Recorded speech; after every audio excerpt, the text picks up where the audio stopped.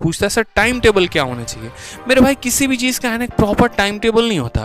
क्यों? क्योंकि से यहाँ पर देखो, जो रात में जागते हैं उनको क्या बोलते हैं, कमेंट बॉक्स में एक और बताना जल्दी से। जो रात भर जागते हैं उनको क्या बोलते हैं? नॉकटर्नल बोलते हैं। क्या बोलते हैं? नॉकटर्नल। ठीक है, बहुत लोग ऐसे होते हैं जो नॉकटर्नल होते हैं। नॉकटर्नल का मतलब जिनको रात में काम करने की आदत होती है, जागने की आदत होती है। बहुत लोग ऐसे होते हैं जो डायर्नल होते हैं, दिन में जागते हैं। ठीक है, तो अलग अलग लोगों के जागने का भी शेड्यूल अलग है, पढ़ने का भी शेड्यूल अलग है। तो हम इसमें ऐसा कर ही नहीं सकते मेरे भाई कि ऐसा शेड्यूल बना ले जो सब फॉलो करें। लेकिन हाँ, इसमें हम अपने समय को, जो हम अपना समय है उसको हम डिवाइड कर सकते हैं कि मुझे मैथ को कितना टाइम देना है, मुझे इंग्लिश को कितना टाइम देना है, मुझे रीजनिंग को कितना टाइम देना है। जैसे मान लीजिए कि आप जब सुबह उठते हैं तो आपको पता है कि आपको डेली वोकैबुलरी को है ना 1 घंटे देना ही देना है, चाहे आप कुछ भी कर लीजिए। और ये 1 आवर कभी भी है ना मॉर्निंग में देना है। जितनी भी याद करने वाली चीज़ें होंगी उनको सुबह में रखा करो, और जितनी भी प्रैक्टिस करने वाली चीज़ें होंगी उनको रात में रखा करो। ठीक है, तो रोज के सुबह में वोकैबुलरी को आपको 1 घंटा देना है। वोकैबुलरी के तुरंत बाद ग्रामर को किया करो। ठीक है, इंग्लिश को एक ही साथ निपटा लिया करो, फिर रात का झंझट नहीं रहेगा। ग्रामर को डेली का डेली 1 घंटा देना है। कैसे 1 घंटा देना है? तो क्या करना है, आप यहाँ सब्जेक्ट वाइज फिक्स कर लीजिए सर। और सब्जेक्ट वाइज कैसे फिक्स कर लीजिए? Topic chapter wise. इसमें चैप्टर वाइज ऐसे फिक्स कर लीजिए कि यार आज मैंने नाउन पढ़ा, ठीक है, तो मुझे नाउन जो है ना, जैसे मानो कोई सर से मैं पढ़ रहा हूँ तो उनकी वीडियोस भी मैंने खत्म कर दी, उनकी शीट्स भी मैंने लगा दी। और जैसे मानो कोई भी एक बुक मैंने हो गई, जैसे मानो मैंने नीतू सिंह से खत्म कर लिया या मिरर ऑफ कॉमनर से खत्म कर लिया। अब नाउन में मैं इतना कंफर्म हो चुका हूँ कि कोई भी मुझे एक सवाल देके दिखा दे, मेरे से गलती नहीं होने का है। ये तरीका होना चाहिए।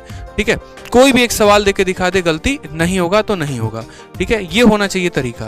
ग्रामर में डेली 1 से 2 घंटे अगर आप दे रहे हो तो बहुत अच्छी बात है। फिर उसके बाद आप जो है फिक्स कर लो कि यार मैथ्स में डेली के डेली मुझे कितना टाइम देना है, तो कम से कम यहाँ पर 2 घंटे।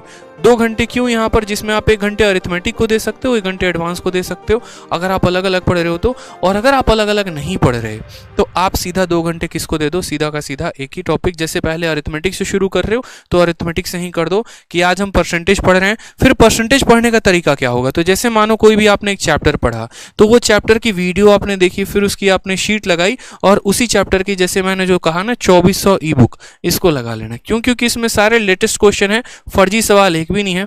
फर्जी एक भी नहीं है तो समय आपका कहीं भी जाया नहीं करेंगे।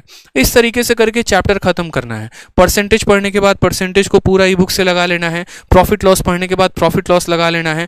कंपाउंड इंटरेस्ट पढ़ने के बाद ऐसे लगा लेना, और ऐसे करते करते पूरा का पूरा जो अपना सिलेबस है वो कंप्लीट कर लेना है मेरे भाई।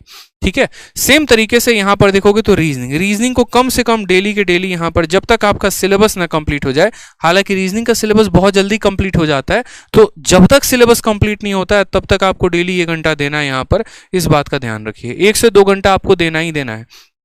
ठीक है, और वहां पर आपको सारे टॉपिक वाइज यहां पर अपने टॉपिक को कंप्लीट करना है।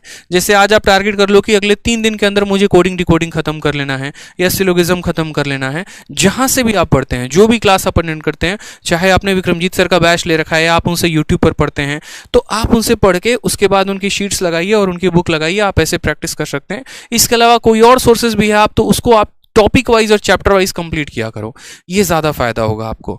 ठीक है, और रीजनिंग के बाद जीएस के लिए बहुत लोगों का मिथ यहां पर हो रहा है ना जीएस के लिए कि हम कैसे करें क्या करें।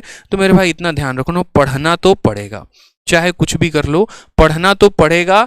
ठीक है, आपको पूरा पढ़ना पड़ेगा, आपको पूरा पॉलिटी पढ़ना पड़ेगा, आपको पूरा ज्योग्राफी पढ़ना पड़ेगा, पूरा आपको हिस्ट्री पढ़ना पड़ेगा। आपको जो करना है कर लीजिए जनाब, लेकिन पढ़ना तो पड़ेगा। ठीक है, आपको अगर यही नहीं पता है कि अगर राष्ट्रपति के गैर हाजिरी में कौन सभा को बुला सकता है या राष्ट्रपति के पद को कौन संभाल सकता है, क्या फायदा आपका, ये बताओ।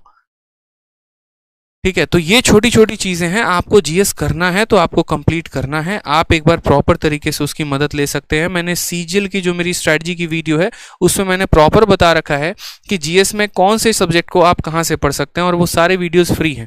ठीक है, हमारे चैनल पर भी यहाँ पर जो है पूरे के पूरे आपको जीएस कराया जा रहा है, तो आप यहाँ से भी पढ़ सकते हैं। और इसके अलावा आप सैटरडे और संडे यानी 5 दिन सिर्फ और सिर्फ पढ़ाई करिए और 2 दिन आप रिविजन करिए। सैटरडे और संडे को पूरा प्रॉपर तरीके से रिविजन करिए। संडे को आप एक मॉक टेस्ट भी दीजिए, चाहे मैटर नहीं करता जनाब कि आपको संडे के मॉक टेस्ट में कितने आ रहे हैं।